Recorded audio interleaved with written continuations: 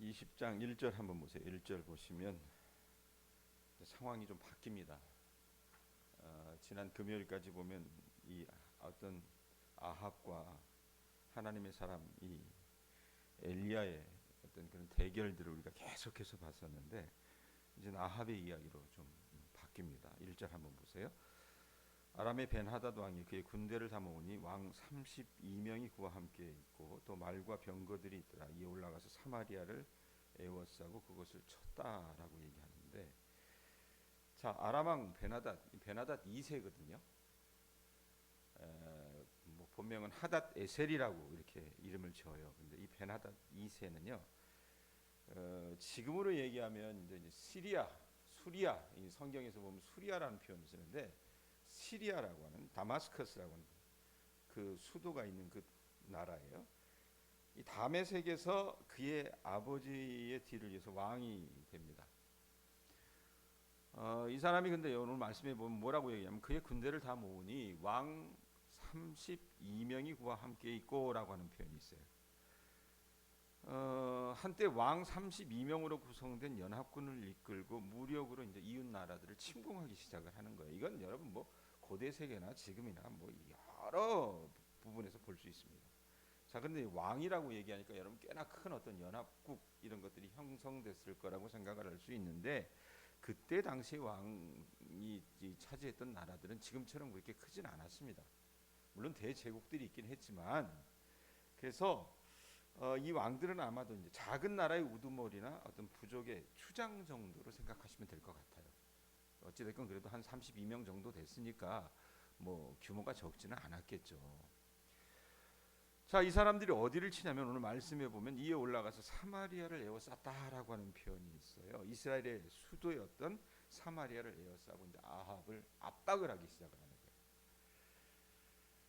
자, 이제 이 베나닷이 이제 공격을 하기 시작을 하는데 보통 이제 수도를 공격을 하잖아요. 근데 이게 공격이라기보다는 이제 위협을 가하는 것으로 여러분 보셔야 되는데, 어떤 이 여러 번 이렇게 사신들이 왔다 갔다 하면서 서로 이제 딜을 하려고 하는 거예요. 그런데 이제 결국 이게 협상이 결렬되니까 이제 무력으로 치닫는 것이 3절입니다. 백권사님 여기 봐요. 3절 보세요. 있습니다. 3절 뭐라고 얘기해요? 내 은금은 누구 것이래요? 내 것이요. 내 아내들과 내 자녀들의 아름다운 자도 내 것이니라 하매. 자, 베나닷이 이제 흥정을 하면서 이 얘기를 해요. 첫 번째 충돌에서 베나닷은요 아합에게 항복하고 자신을 섬기는 신하 나라가 되기를 원해요. 그렇게 하라고 얘기합니다. 모르겠어요, 여러분. 아합은요 이 북이스라엘의 왕 또 성경 속 많은 인물 가운데 굉장히 머리가 영민한 사람이었습니다. 솔로몬 정도는 안 됐지만 세상을 사는 데 있어서는 처세에 능한 사람이었습니다. 그랬기 때문에 자기 나라를 다스리려고 시돈의 공주였던 이세벨과 결혼한 것이기도 하겠지요. 자, 그런데 이렇게 처세에 능했고 시세에 밝은 그가 어쩌다가 이 지경까지 이르게 되었는지는 알 수 없지만, 수치스럽게도 이 베나닷 왕의 요구를 다 수락을 해버려요. 4절 보세요. 뭐라고 얘기합니까? 3절에 보면 분명히 베나닷이 얘기하잖아요. 야 아합, 너의 은금은 내 것이고 아합, 너의 아내들과 너의 자녀들의 그 아름다운 자도 다 내 것이야. 이렇게 얘기하니까 4절에 뭐라고 얘기해요? 이스라엘 왕이 대답하여 말하기를. 이스라엘 왕이 누굽니까? 아합 왕이에요. 아합 왕이 뭐라고 얘기합니까? 내 주 왕이요. 베나닷을 자기의 주로 섬긴다고 얘기하면서 주 왕이요라고 하는 표현을 합니다. 그러면서 왕의 말씀같이 나와 내 것은 다 누구 것이래요? 베나닷 당신의 것입니다라고 얘기를 해요. 아마도 처음부터 이 베나닷이 부과했던 어떤 이런 곡물과 평화로운 복종 요구를 들어줄 준비가 되어 있었던 것 같아요. 그러니까 아합은 여러분 무리수를 별로 띄우지 않는 사람입니다. 성경 속 이렇게 쭉 보면 그러니까 영악해요. 영민한 사람이었다는 얘기입니다. 싸우고 싶지 않았겠죠. 그래서 어느 정도 이런 그 협상을 하려고 하는 것 같아요. 그래서 속국 관계를 맺게 되면 그 협약을 지키겠다는 보증으로 아마 아합의 가족 몇 명을 볼모로 보내야 되겠다, 이 정도 생각을 했었던 것 같아요. 자, 그런데 베나닷이 여러분 어떤 요구를 더합니까? 말씀해 보면 뭐라고 얘기해요? 6절 한번 보세요. 6절 읽어봅니다. 시작. 내일 이맘때에 내가 내 신하들을 내게 보이리니 그들이 내 집과 내 신하들의 집을 수색하여 내 눈이 기뻐하는 것을 그들의 손으로 잡아 가져가리라 한지라. 자, 보내라고 했으면 보내준다고 얘기했잖아요. 그러면 시간을 좀 둘 수도 있잖아요. 그런데 6절 말씀에 보면 베나다시 뭐라고 얘기합니까? 내일 이맘때. 그러니까 24시간 이내에 사람이건 보물이건 다 이 아람 사람에게 내어줄 것을 요구를 해요. 과도한 요구죠, 사실은. 안 그렇겠습니까? 그러니까 도를 넘는 요구를 한다 그 말입니다. 그렇게 보면 여러분 이 요구는 뭡니까? 싸우자는 얘기입니다. 협상이고 뭐고 다 필요 없고 한판 붙자는 얘기예요. 그러니까 중대한 전쟁의 어떤 선전포고였다라는 얘기입니다. 아하방도 이 사실을 알게 되죠. 아하, 이제 어떻게 해볼 방도가 없겠구나라고 생각을 해서 7절에 보면 아합이 백성의 장로들을 불러 모읍니다. 7절 보세요. 이에 이스라엘 왕이 나라의 장로를 다 불러 이르되 너희는 이 사람이 악을 도모하고 있는 줄을 자세히 알라. 그가 내 아내들과 내 자녀들과 내 은금을 빼앗으려고 사람을 내게 보냈으나 내가 거절하지 못하였노라. 그러니까 신하들 앞에서도 참 둘러치기를 참 잘하는, 둘러대는 걸 잘했어요 보면. 뭐라고 얘기해요? 너희는 이 사람이 악을 도모하고 있는 줄을 자세히 알라. 그가 내 아내들과 내 자녀들과 내 은금을 빼앗으려고 사람을 내게 보냈으나 내가 거절하지 못하였노라. 그럴듯하게 둘러댑니다. 자, 신하들이 이 이야기를 듣고 어떻게 얘기합니까? 장로들이 의논하면서 항복할 수 없다라는 이 왕의 말에 동의하고 싸우자라고 얘기를 해요. 자, 그런데요, 중과 부족이거든요. 상대가 안 돼요. 상대는 30개 부족이든 뭐 이 나라든 이 왕들 한 32명과 함께 연합군을 형성해가지고 지금 사마리아를 쫙 둘러친 거예요. 백권사님 여기 보세요. 쫙 둘러쳤단 말이에요. 예? 그 자기네들은 성 안에 갇혀 있습니다. 이제 어찌 싸워야 될 겁니까? 막막했을 거예요. 막막했을 거예요. 자, 그런데 저는 오늘 말씀 준비하면서 하나님 참 이 아합에 대해서는 너그러우신 것 같아요. 엘리야를 보내서도 그렇게 하나님 심판하시기도 하셨고 비를 주시기도 하셨고 그런 여러 가지 상황들이 있었지만 또 오늘 이 말씀에도 보면 그냥 그렇게 말 안 들어먹고 자기 머리 의지하는 사람 내버려 둬서 망하게 만들지 뭐하러 하나님 간섭하시는가. 그 말씀을 보게 된다고요. 13절 한번 읽어보세요. 13절 읽습니다. 시작. 한 선지자가 이스라엘의 아합 왕에게 나아가서 이르되 여호와의 말씀이 내가 이 큰 무리를 보느냐 내가 오늘 그들을 뭐한대요? 내 손에 넘기리니. 그러니까 어떤 말씀이 붙어요? 너는 내가 여호와인 줄을 알리라 하셨나이다. 너는 내가 여호와인 줄 알리라 하셨나이다 라고 하는 이 말씀은 여러분 출애굽기에 등장해요. 처음에 하나님께서 하나님의 방식으로 당신의 어떤 개입을 그 백성들 가운데 애굽의 바로왕 앞에서 나타내실 때 쓰여진 그 말씀, 그 어구인데 여호수아부터 출애굽 이후에 여호수아부터 열왕기까지 이렇게 쭉 살펴보면요, 이 표현은 여기서 다시 처음으로 등장합니다. 그런데 여러분 이 말씀은 그저 야 아하 너는 나를 알게 돼 뭐 이렇게 하면서 나를 알리라 또는 심지어 내가 하나님인 것을 알리라는 것 이상의 뜻을 갖고 있다고 얘기합니다. 그러니까 내가 내 이름이 뜻하는 그대로 야훼 여호와 하나님이라는 것을 네가 알게 될 것이다. 나는 여호와이고 어떤 다른 신이 아니라는 것을 너 아합이 알게 될 것이라. 이 사건을 통해서 그렇게 하나님이 말씀해 주시는 거예요. 여러분 바알은 항상 아합은 항상 이중 모드를 취했다고 그랬잖아요. 하나님도 섬기고 바알도 섬기고 뭐 많으면 좋은 거니까 예? 이것도 믿고 저것도 믿고 많으면 좋은 거니까 이 짓을 했다 그 말이에요. 늘 이중 모드를 취했는데 간신처럼 하나님께서 다시 나타나서 하신 말씀이 뭐예요? 너는 내가 여호와인 줄을 알리라 하셨나이다. 그러니까 이 표현은 곧 야훼 하나님이 이스라엘을 위해서 역사 속에서 행동하고 일하시겠다는 그 약속을 하나님께서 다시 한번 이 아합에게 들려주시는 거거든요. 여러분 생각을 해보세요. 전쟁을 앞두고 이 중과 부족의 이 적들 앞에서 골머리를 앓았을 겁니다. 어찌됐든 싸우긴 싸워야 되는데 이긴다는 보장이 없잖아요. 군사력이 강했던 것도 아니고. 그러니까 아합 입장에서는 참 반갑기도 했을 거예요. 하나님의 사람이 나타나서 선지자가 나타나서 그 얘기를 하니까. 그런데 또 궁금도 했을 겁니다. 그럼 도대체 뭘 가지고 그렇게 하시려고 하시지? 어떤 전략이 있을까? 물어봐요. 그게 14절에 나와요. 14절 보세요. 아합이 이르되 누구를 통하여 그렇게 하시리이까? 대답하되 여호와의 말씀이 각 지방 고관의 청년들로 하리라 하셨나이다. 아합이 이르되 누가 싸움을 시작하리이까? 대답하되 왕이리이다. 이렇게 얘기해요. 자, 여러분 한번 생각을 해보세요.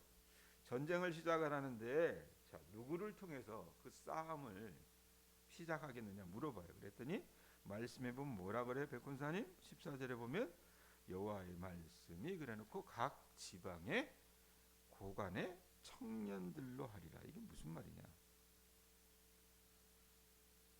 여러분 생각을 좀 해보실 수 있기를 바랍니다. 전쟁하면 싸움 잘하는 사람들 내보내야 되잖아요. 안 그래?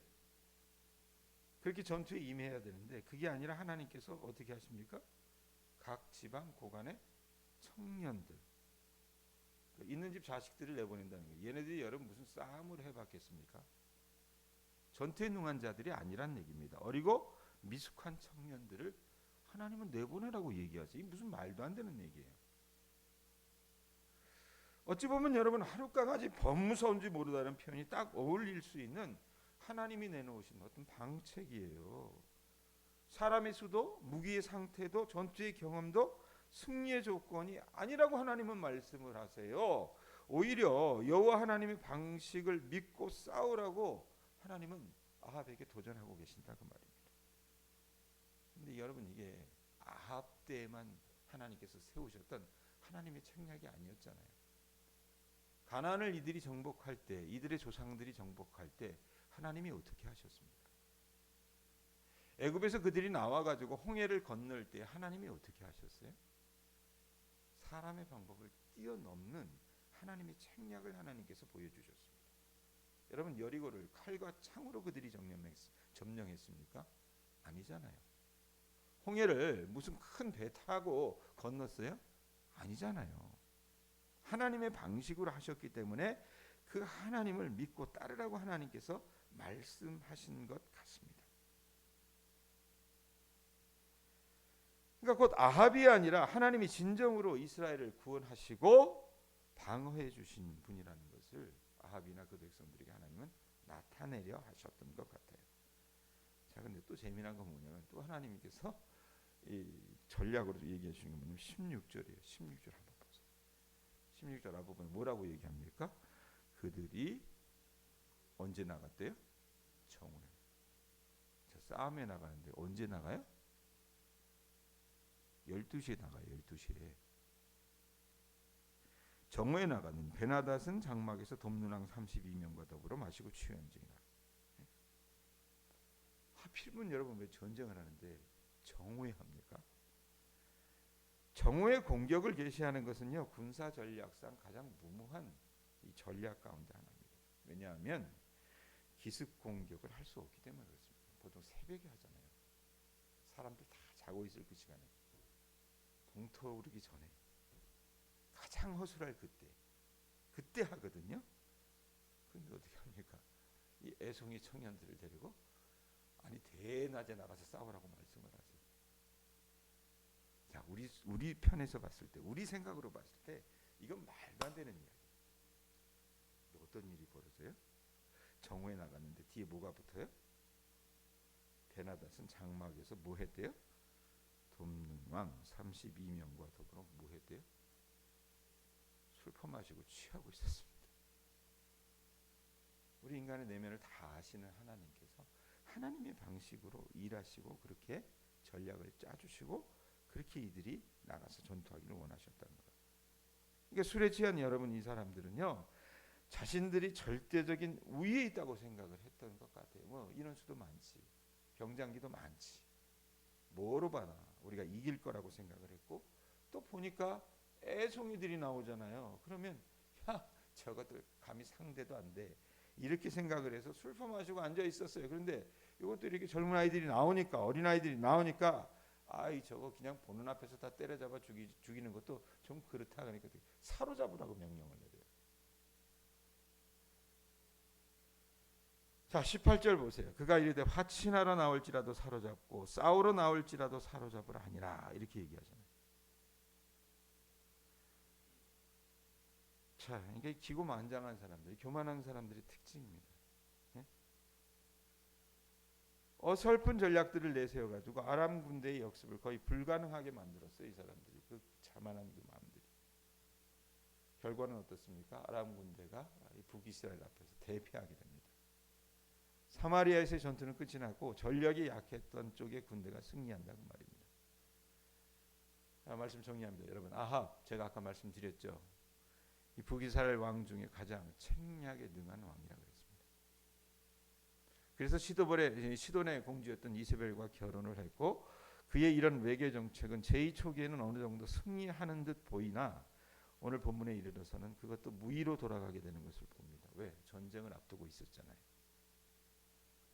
또 그 전쟁을 앞두고 있으면서 어떻게 해서든 수치를 감내하고서라도 외교적으로 해결해 보려 했지만 그것도 허사, 무의로 끝나는 것을 우리가 말씀을 통해서 보게 된다고 말입니다. 자, 이럴 때 누가 나타나셨어요? 하나님께서 나타나셔서 아합에게 얘기하신 것을 너는 내가 여호와인 줄을 알리라 하셨다.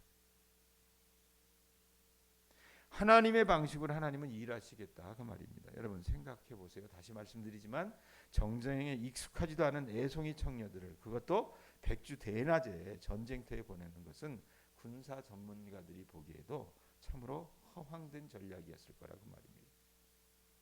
그런데 하나님은 그분의 방식을 취하셨고 결국 그 하나님의 방식이 북이스라엘에 승리를 가져다 줬다고 말입니다.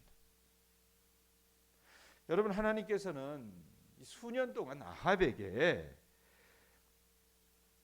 당신의 사람들을 보내셔서 여호와 하나님만이 참 하나님이라는 것을 보여주셨어요. 엘리야를 통해서도 그러셨고 오늘 이 말씀 통해 이 베나닷과의 전투에서도 그러셨다라는 얘기입니다. 자, 그렇다면 여러분, 아합이 해야 될 것은 뭡니까? 여호와 그가 참 하나님이신 걸 알고 여호와만이 하나님이신 걸 알고 그 하나님 앞에 귀의하는 것이 아합이 해야 될 일이었을 것입니다. 근데 안타까운 것은 이 전쟁에서 패한 베나닷과 그 무리 못지않게 아합은요, 여러분 죄송스럽지만 제가 이 말씀을 관찰하면서 느낀 게 뭐냐면 어쩔 수 없어서 그렇게 취한 것 같아요. 달리 방도가 없잖아요. 싸움에 자기 군대를 데리고 나가 싸워서 뭐 그렇게 싸우나, 선지자가 나타나서 이렇게 해보라고 하냐, 뭐 해봤자 손해볼 거 없으니까, 큰 군사 손해볼 거 없으니까 그렇게 내보냈다 그 말입니다. 저는요, 근데 이 아합의 모습에서 우리의 모습을 보게 될 때가 많이 있어요. 여러분, 우리 믿음이라는 것이 과연 어떤 것입니까? 어떨 때 여러분이 하나님 앞에 믿음을 보이십니까? 어쩔 수 없을 때 믿는 경우들이 많은 것 같아요. 일상을 살아나가면서 여러분, 하나님은 우리에게 늘 그분이 나의 참 하나님이고 그분이 여호와 하나님이신 것을 우리가 인정하고 일상에서 그분의 말씀에 순복하기를 원하시는데, 하다 안 되면 그때서야 어떻게 해요? 하나님의 방식을 취할 때가 많다 그 말입니다.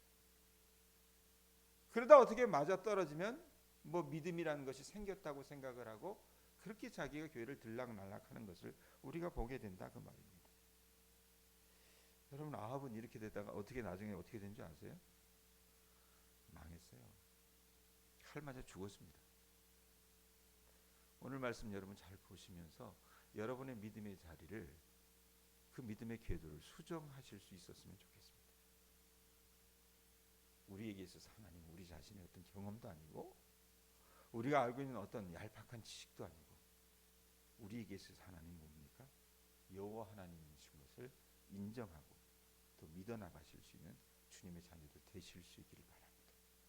목사님, 그렇게 하면 손해봐요, 그렇게 하면 망할 수밖에 없어요, 그렇게 얘기할 수도 있겠으나 과연 하나님이 일하실런지 안 하실는지 여러분의 삶에서 확인해 보실 수 있기를 바랍니다.